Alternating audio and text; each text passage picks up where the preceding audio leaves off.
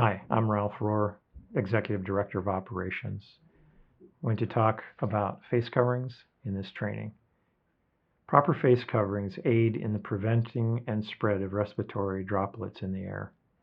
Cloth face coverings are required in all Snohomish School District facilities unless under an exemption or exception. These are required to be worn in all public spaces by staff and students when we're inside the building. They should fit snug over the nose and mouth, go under the chin, and fit snug up against the sides of our face. The exceptions are, first of all, the exception should be validated by a medical professional providing documentation for the condition that excludes the individual from wearing a cloth face covering. These exceptions include respiratory conditions such as severe asthma or breathing difficulties, a disability, special ed or healthcare need, mental health conditions or sensory concerns, deaf or hard of hearing and those who care or interact with the deaf or hard of hearing student. The person with an exception should be advised by a medical, legal, or behavioral health professional that wearing a face covering may pose a risk to that person. For exceptions, an accommodation can be a face shield. For those who come to school without a cloth face covering, the COVID-19 supervisors have disposable procedural masks that can be provided for those who don't have their cloth face covering with them. We should supervise younger children wearing face coverings or shields. And Labor and Industries has stated that for general instruction settings, they are considered low transmission risks when students and staff are wearing face coverings and physically distancing. Face coverings are not required when staff are alone in a room or eating, drinking, or outdoors where we're physically distanced 6 feet or greater. A mask break can occur outside or in a large space where we can have staff and students more than 6 feet in physical distancing. Department of Health and OSPI have made a clarification for teachers regarding the use of face shields, and I want to read it to you. Question was asked, can face shields be worn in place of cloth face masks? The answer is yes, in certain circumstances. Labor and Industries has updated their guidance to allow staff to wear face shields when a face covering reduces the effectiveness of instruction. For example, during speech therapy, demonstrating enunciation or language instruction. This is determined by the educator leading the instruction.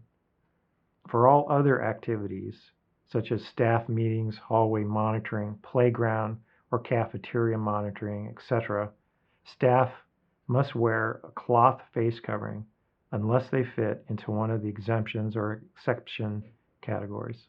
And that is taken from a document published in June that were frequently asked questions. So that covers our discussion of cloth face coverings. Physical distancing. Physical distancing is defined as keeping a 6-foot minimum spacing or separation between individuals. This helps to limit transmission when we combine it with proper face coverings. Face coverings or plexiglass screens do not substitute for physical distancing.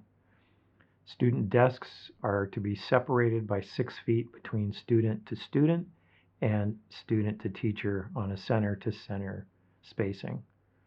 Desks should face the same direction as much as possible.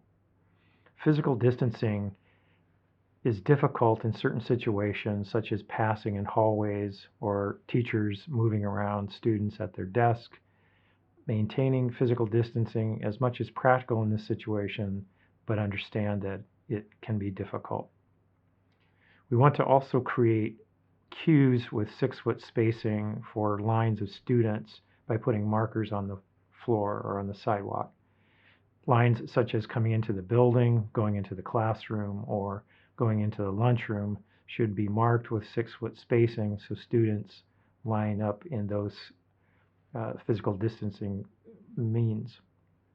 Lastly, we want to create one-way directional student traffic patterns in the hallways wherever we can, and we want to use floor markings for that as well. Cohorting. Cohorting limits and reduces contact and mixing between groups or cohorts of students. Cohorts are to remain consistent, ease in the contact tracing process, and simplify testing and quarantine.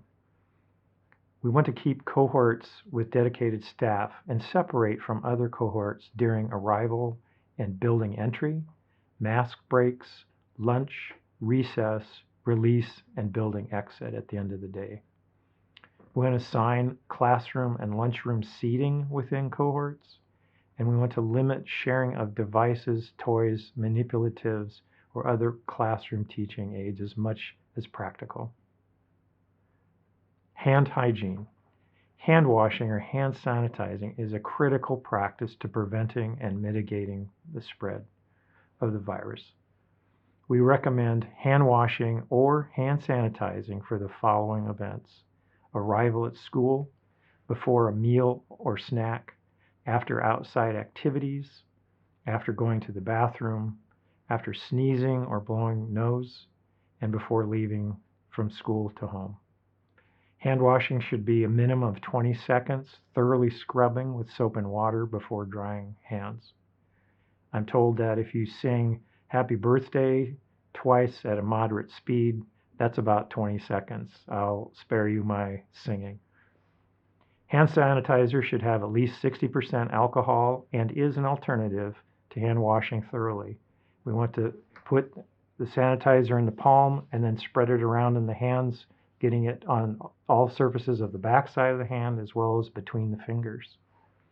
Use of hand sanitizer should be supervised by an adult when a younger child is using hand sanitizer.